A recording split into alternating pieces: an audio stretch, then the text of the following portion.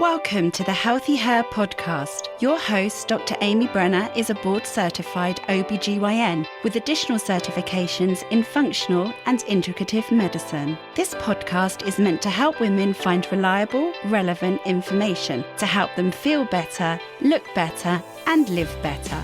Here you will hear in-depth information about hormones, sexual medicine, aesthetics, cosmetic gynecology, and functional medicine. Hey everyone, welcome back to another episode of HealthiHer. And today we have Dr. Mary Rensel. She's the founder of BrainFresh, a brain-based time management system for the busy professional women for enhanced joy and peace. She's the co-founder of a Brain Ops group, a group focused on optimizing brain performance to achieve better business outcomes. So this is really exciting. We haven't talked about something like this. Welcome, Dr. Rensel. Thank you for having me. So tell us a little bit about what is BrainFresh that you've created. Yeah, so BrainFresh is a system to tap into your, I love to call them neuro powers, so there's certain things and certain ways we can manipulate or quote unquote feed our nerves so that we can have, better focus and productivity and even peace at work, because that's not usually something we use, two words we put in the same sentence, right, as peace and work. But there's ways we can manipulate our neuroscience a bit, and we can use those tools throughout our busy work days. Before we get into it, I forgot to ask you, what is your background? Yeah, so I'm a neuroimmunologist. I'm still working as a neuroimmunologist, so I help a lot of patients living with multiple sclerosis and related diseases. I treat both teens and adults.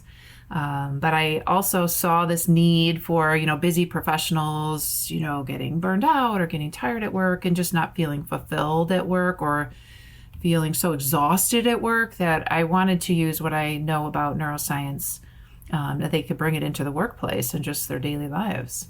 So were you originally trained in the immunology sector or neurology? Neurology. Yeah, neurology first. Okay. And then I did a fellowship in neuroimmunology. Mm-hmm. Yeah, so you're definitely an expert of how our brain and nerves work.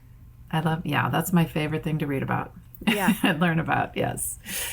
So certainly as a OBGYN, I hear this every day of brain fog, trouble concentrating, those types of things. How common are those kinds of symptoms?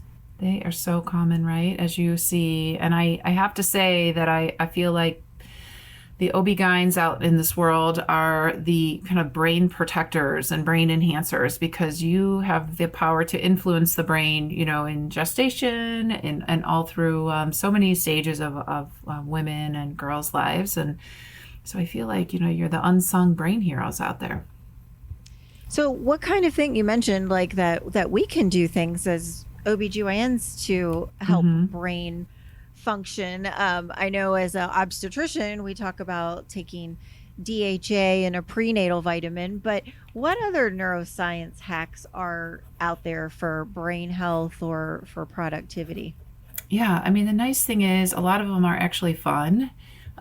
So number one is fun. So getting out of work and meeting with people that you enjoy being with, doing something that you enjoy, that actually gives your brain a really nice relaxation time and a time to connect. So when we look at our busy calendars and we set them up for the week, we want to make sure that we have some time for connection outside of work. Seeing people at work and chatting at work is important as well for connection. But when we have at least one outside of work time scheduled each week, we then can use, our different neural balances. So at work, we focus a lot. We're always kind of task oriented. But when we're not task oriented, we're actually kind of more relaxed and sitting chatting with someone, or let's say you're sketching, or you're, you like to do jewelry, or you're a painter, or you like to just walk in the park, you're not in your focus zone. And so if the nerves and the nerves of our brain can balance back and forth between focus and not focus time, this is the way that our brain actually has more longevity to it. So it's been really neat. There's some huge global groups looking at what does the brain need for healthy longevity, and connections is one of them. And a great way to do that is fun. So when we're having fun, we actually have no judgment. So it's something we don't really think about, but when we're just kind of goofing around or hanging out with friends, we're not usually judging ourselves or anyone else.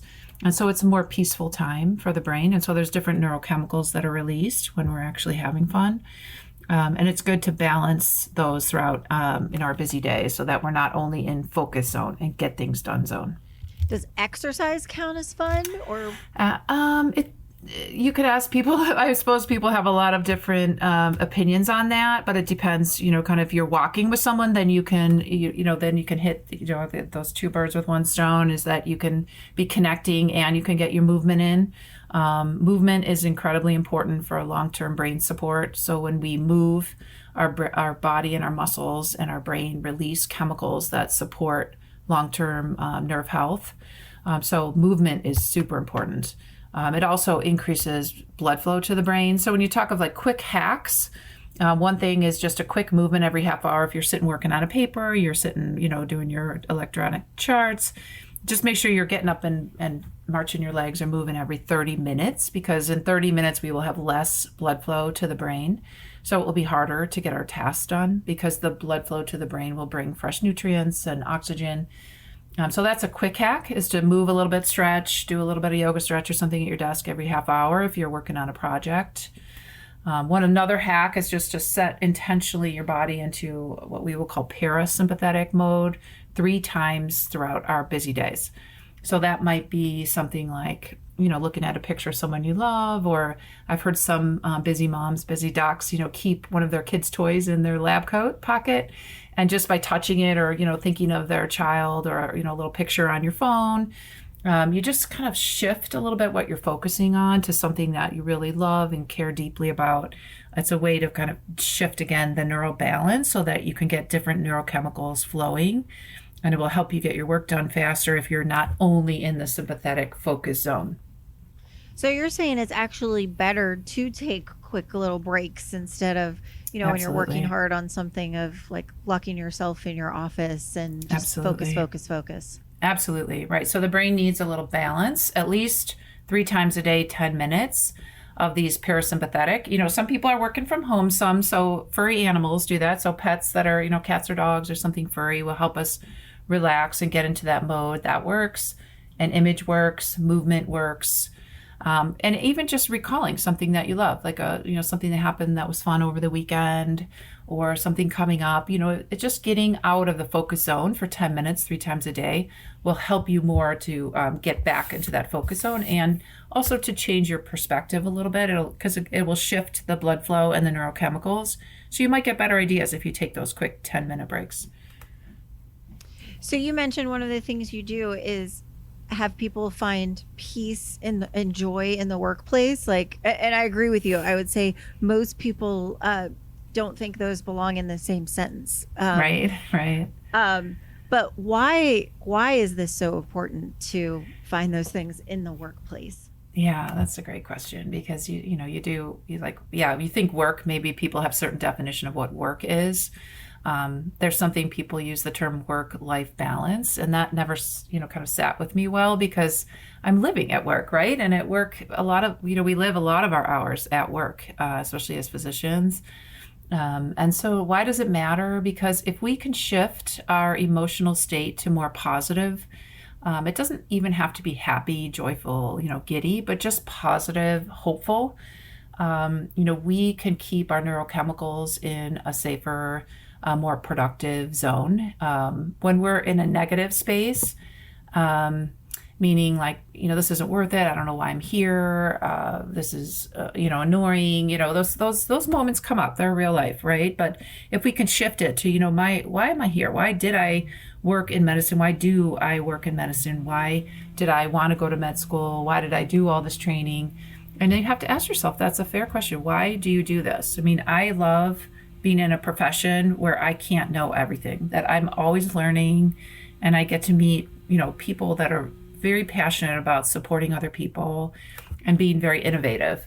And I love being in that environment. So that's why I'm, in medicine. I wanted to be able to help people in a really innovative growth environment. So if I'm not feeling that, if I'm feeling like, why am I here? Why am I just typing all day? I have to remind myself, why? What is my why? So there's a great book by Simon Sinek that says, what's your why? So you should know why you're there, and sometimes we have to remind ourselves, this is why I'm here.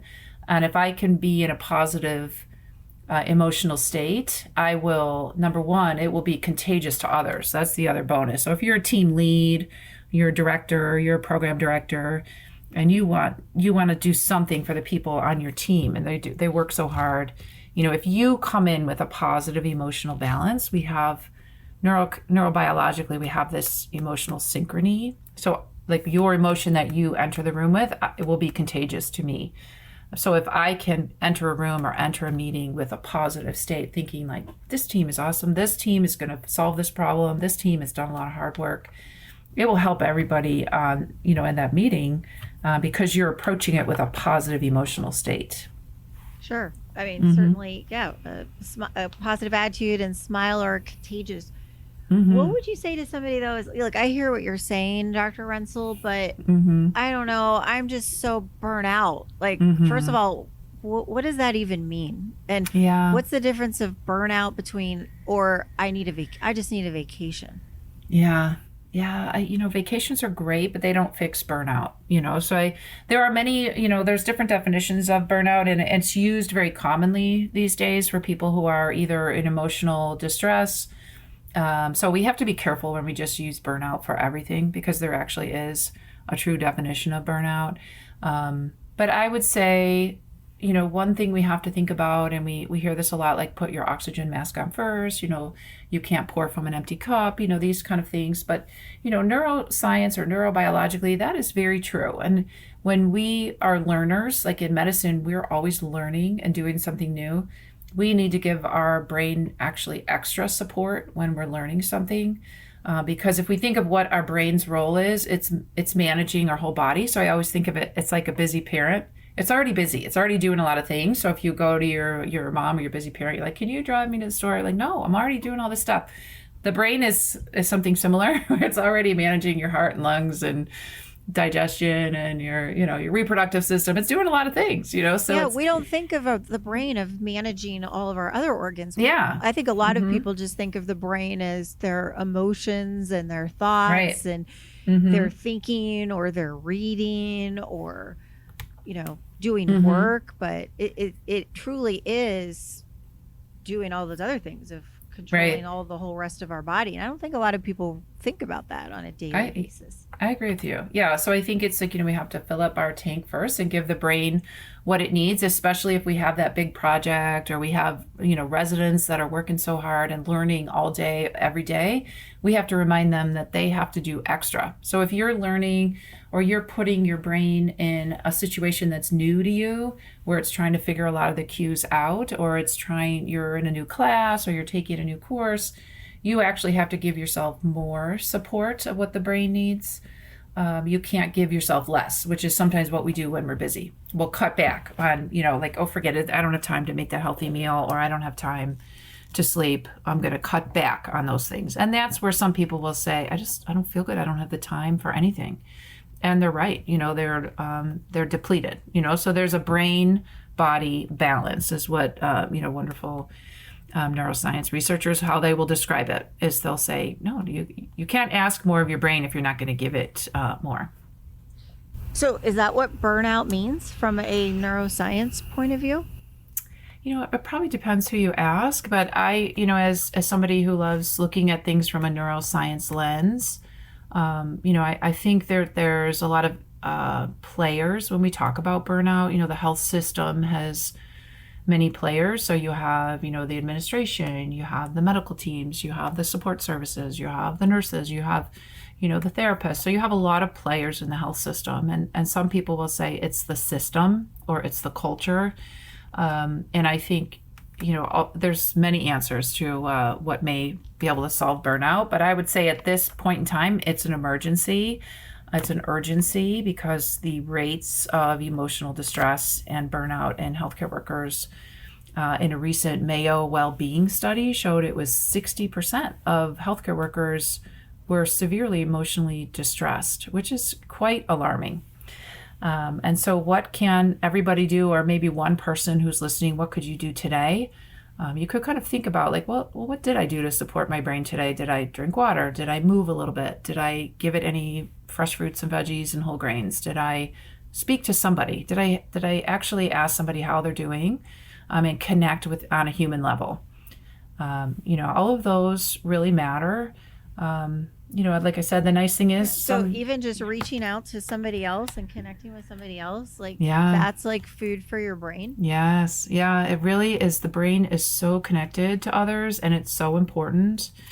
So a lot of the very things that seem so simple, like planning something fun every week, or doing those little 10-minute fine-tuning your nerves every day, reaching out to one person, those are dramatically like simple actions a person can take that can have, long-term consequences on their neurobiology. Now, when you say reaching out to somebody, does that include like sending a Facebook message or a text? Does that help your brain, or does it need to be in person or a phone call? Yeah, it does something. It's one way to connect, but in person is really optimal. I mean, it's just obviously been so hard with the COVID pandemic for so many years now. But even connecting even on socially, social media wise, it does matter. In person is way better. Some people say, I don't have time for that, and one thing that some studies have suggested is even doing one volunteer activity. If a person volunteers in their community, even it doesn't have to be often, but that keeps them connected to their community and usually to other humans. And so those people a lot of times are more healthy as far as their mental health and their physical health. So these simple acts of, scheduling a volunteer activity once a quarter, you're reaching out to a friend, how are you? And then listen, just listen. And not try to share how you are, but just actually try to soak it in and be there for them, just to actively listen. And then the things that kind of support our brain each day can have some dramatic long-term benefits, and they're actually fun. Yeah, those all seem like, we've talked about all of those things in other aspects of the podcast, but not as it relates to keeping your brain healthy. Mm-hmm. On the flip side, are there things that can hurt your brain that you're doing on a daily basis? Like, is being on your phone or being on Facebook for a certain amount of time bad for your brain, or anything else that we do that's kind of bad for our brain? Yeah, there's a global group that has a list of 13 things that need to be kind of watched over for long-term brain health. And that was published in the Lancet Neurology, which is one of our very respected journals. And some of those are things like excessive alcohol intake. If you have hearing loss, to take care of that, to get hearing aids, because if the brain isn't getting those auditory, sensations, that's really important. Connection isn't necessarily on that yet, but there's been some studies tossing around that should be on there. But then there are medical issues that, you can talk to your primary care doc about. So I would definitely make sure that you're seeing your primary care doc at least once a year to look at vascular risk factors, because the blood flow is really important to long-term brain health. But when you ask about like social media use, a lot of times that will lead to isolation, even though you feel like you're connected with so many people. But physically we're isolated a lot of times when we're on those, and that's not an optimal state for us. Neurobiologically, so if we're close to someone, talking with someone, looking in their eyes, that's more of an optimal state.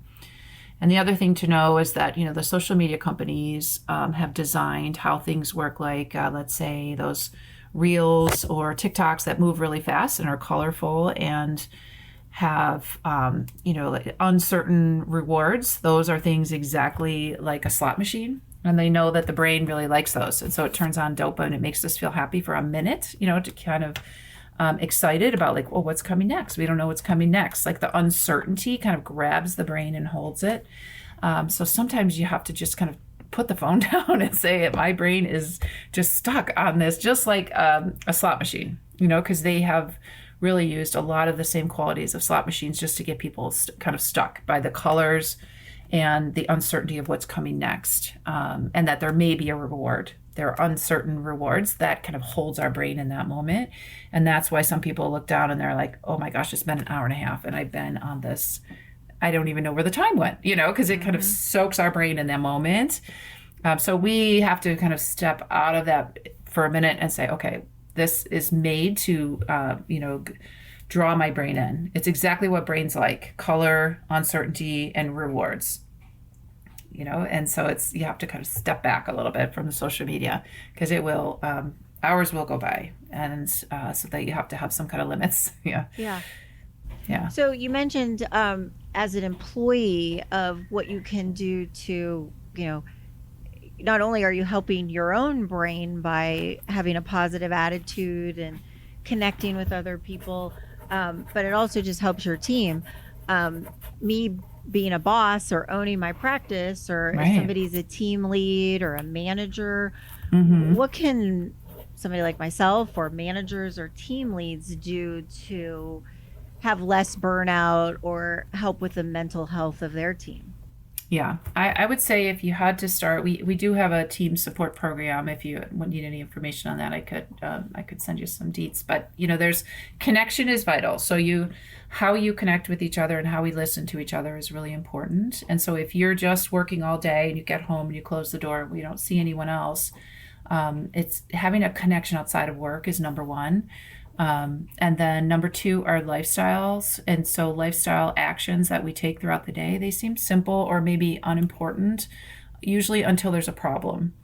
And one of the things I've noticed is that a lot of people don't know about, brain health measures until there's a problem. And then they're asking, what can I do?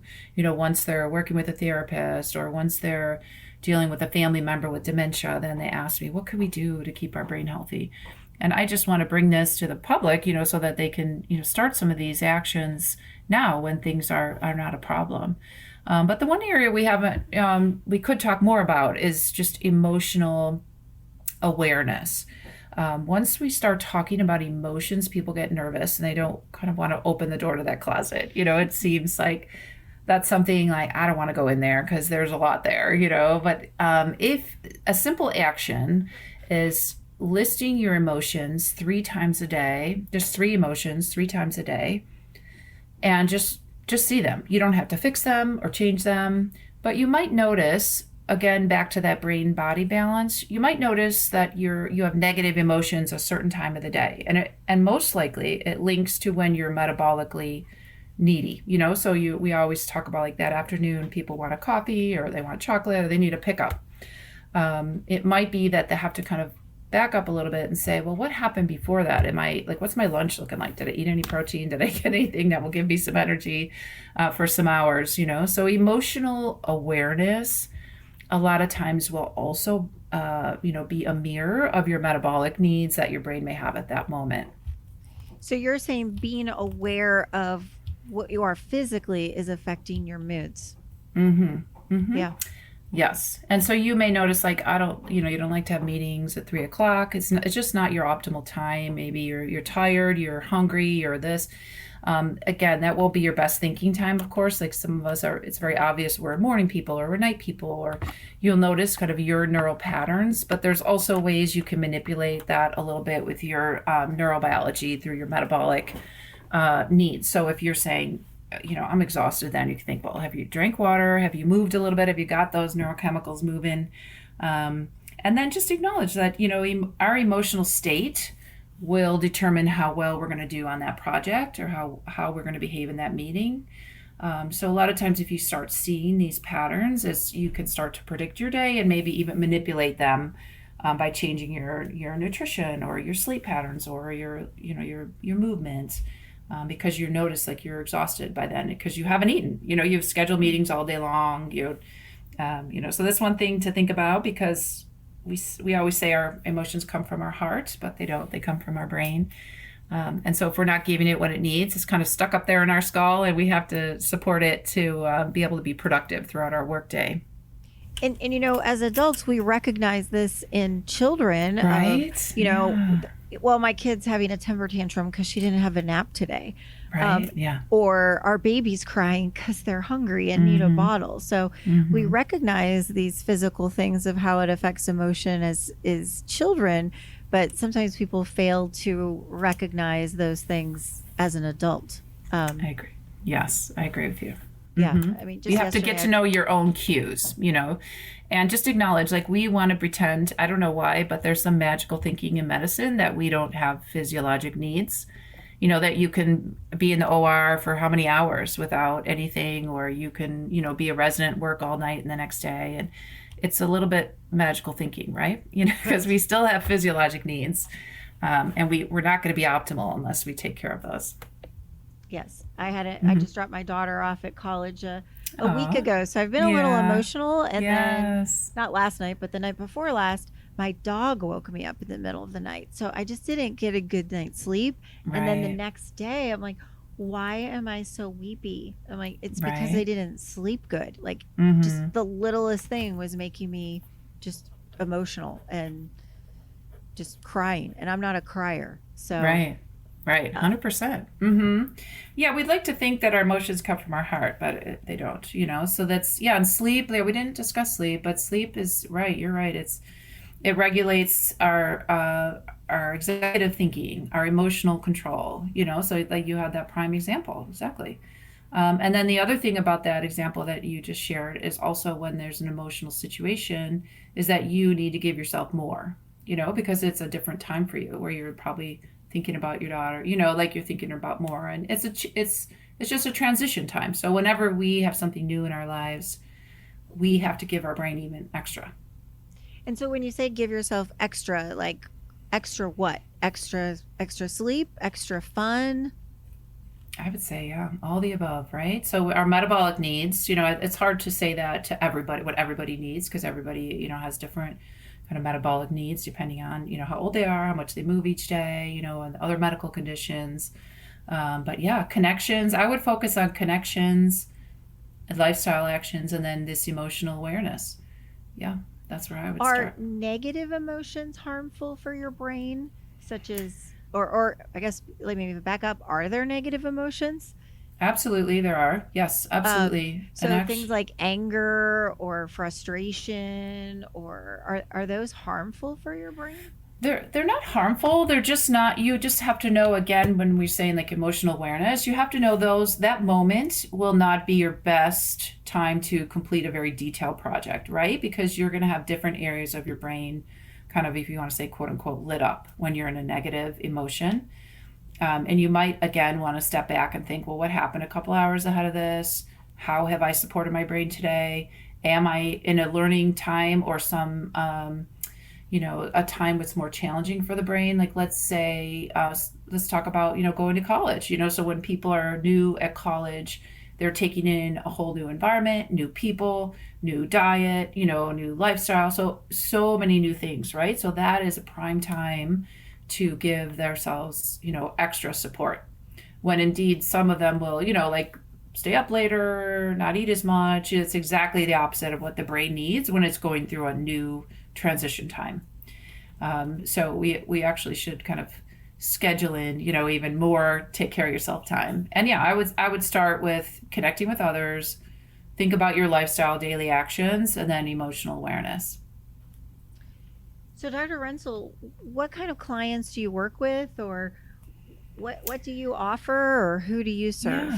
Yeah. So I partnered with a life coach by the name of Allie Hively, and we have some programs for residents, for program directors to share we have a digital course with group coaching, so they can design their professional well-being plan, because now ACGME requires that, and so we help walk them through that.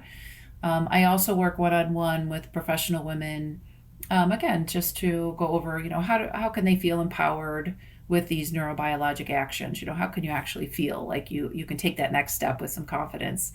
And I love that. And I'm working with some companies and creating, particular podcasts for their workforce. And again, depending on their values of their companies, et cetera, so we can talk about supporting their teams through their neurobiologic needs and according to what the company's values are. So yeah, it's been a fun journey. Yeah. Where can people find you and also find more information? Yeah, they could start on my website. It's brainfresh.org. But you could also find me by my name on LinkedIn or Facebook or Insta or Twitter. Yeah. Yeah. And we'll put those links in the show notes. Thank you so you. much for joining us, Dr. Rensel. Oh my gosh, such an honor. Thank you. Thank you for listening to this episode of HealthiHer. You can find us on Instagram, Facebook, and the web. Go to www.dramybrenner.com to learn more. This podcast is for general information only and does not constitute as medical advice, the practice of medicine, nursing, or other healthcare services. No patient-physician relationship is formed. The information in the podcast and any references, material, or links are at the sole discretion of the listener and not meant to be a substitute for professional medical advice, diagnosis, or treatment. Listeners should not delay or disregard obtaining medical advice for any medical issues or diagnoses that they may have, and should seek medical advice from their healthcare provider for any such conditions.